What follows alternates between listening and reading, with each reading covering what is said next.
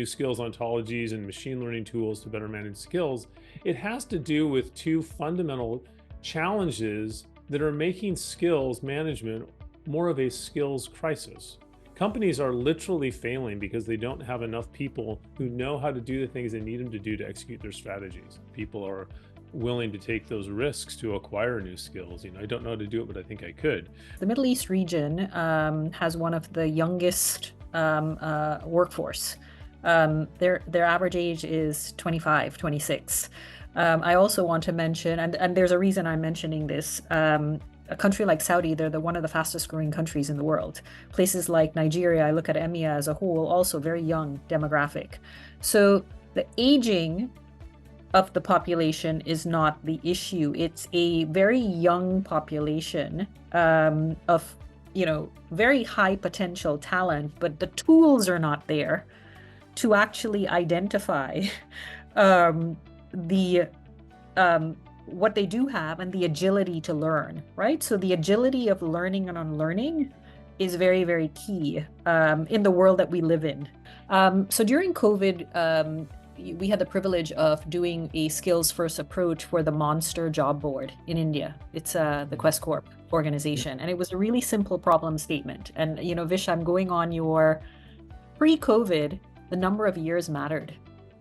So we observed the tagging in the job board system. And the first thing the HR teams were putting in was the number of years you've been on the job to locate candidates.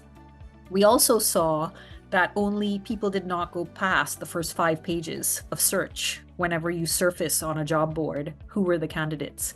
So using a very simple skills first approach, we took a couple of frontline workers jobs. We wanted to get young people who did not have experience yet. We wanted to get them jobs. By the time we were done, we ran it for a year and a half. 87% of young people who would have never gotten jobs got jobs. So many business leaders are now coming to talk to us, not even HR leaders, because of the whole, they're missing millions by not enabling the skills. It's their revenue, it's their shareholder. So productivity is probably number one, which is you are actually getting more out of your employees because they are moving away from your traditional roles, traditional jobs, traditional ways of working, and being more agile, being more fluid.